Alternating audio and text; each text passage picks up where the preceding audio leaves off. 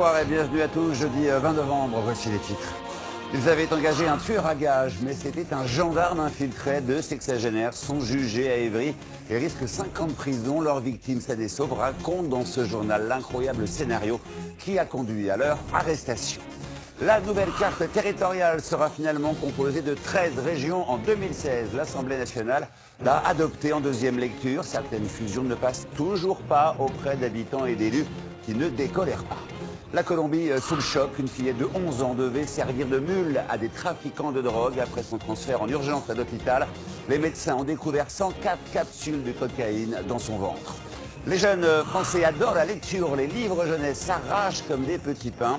Alors comment cultiver chez nos enfants cette envie de lire? Quels sont les best-sellers qui feront fureur à Noël? Nous répondrons à toutes vos questions. Et puis à la fin de ce journal, la surprise, Angelina Jolie, en pleine promotion de son dernier film, la star annonce qu'elle met fin à sa carrière d'actrice pour se concentrer sur la réalisation, ses engagements humanitaires et ses 6 enfants. On commence par cette affaire digne d'une série policière. 2 sexagénaires étaient jugés cet après-midi à Évry pour avoir commandité le passage à tabac de l'un de leurs ennemis. Mais l'homme de main qui devait faire le travail s'est révélé être en fait un gendarme infiltré agissant sous une fausse identité. Les commanditaires lui ont promis 3 000 € pour briser les jambes de leur adversaire. Melchior Renzi, Jérôme Dussard et Laure Emilia de Zorger. Alors qu'il arrive au tribunal, Gérard ne réalise toujours pas ce qui a failli lui arriver. Le mois dernier, les gendarmes sonnent à sa porte et le préviennent qu'il fait l'objet d'un contrat.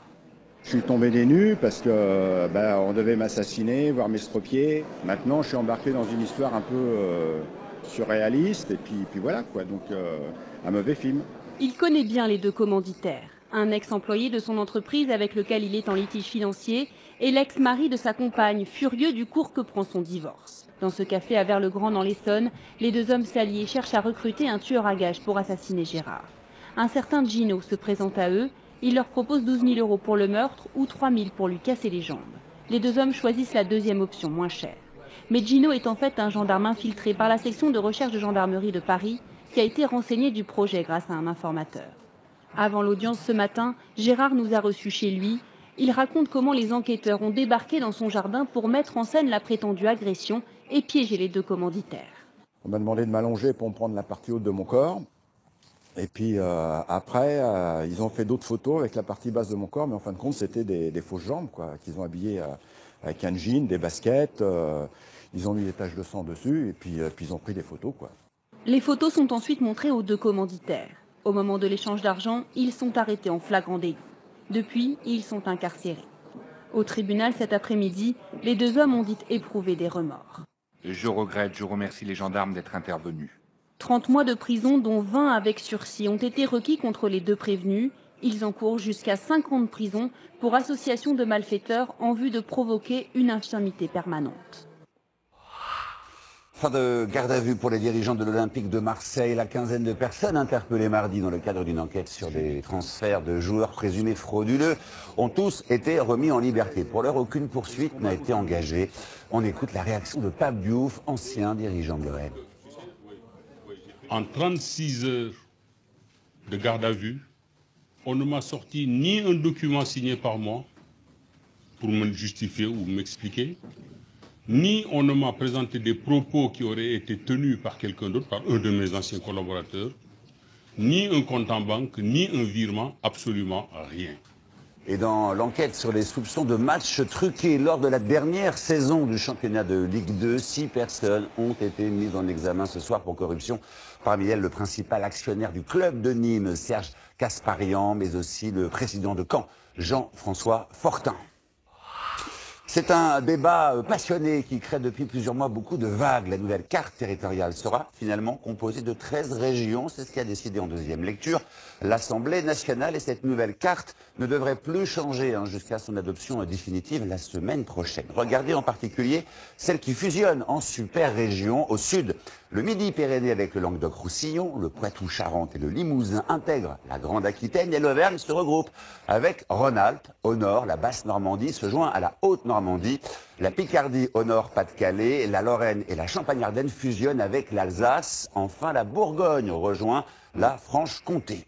Cette nouvelle configuration devrait entrer en vigueur progressivement en 2016. Tenant à leur particularisme, certaines fusions ne passent toujours pas auprès d'habitants et d'élus qui ne décolèrent pas. Reportage Marc Guéring, Joseph Pasquier et Franck Georgel. Elle ne sort plus sans arborer sa coiffe traditionnelle alsacienne. Une façon pour Sarah de protester contre la réforme des régions adoptée à l'Assemblée nationale. Dès 2016, l'Alsace fusionnera avec la Lorraine et la Champagne-Ardenne. Le peuple alsacien est mécontent et on aurait aimé effectivement avoir un référendum, avoir l'avis du peuple alsacien en fait par rapport à ce projet de fusion et non nous imposer ce mariage forcé en fait. Sarah a rejoint un collectif de femmes qui se bat contre la fusion. Des femmes qui, à l'image de nombreux Alsaciens, craignent de voir leur identité dissoute dans la nouvelle région. Je dirais à ce jour, je ne suis pas convaincue du tout. On est Alsaciens, on est fiers de l'être. On n'a pas envie d'être fusionnés avec par exemple la Champagne ou des régions qui n'ont rien à voir avec la nôtre, qui n'ont pas vécu la même chose que nous. On a une histoire à part, on a un territoire à part. Pour apaiser le mécontentement de la population et des élus locaux, l'Assemblée nationale a désigné Strasbourg comme capitale de cette future région.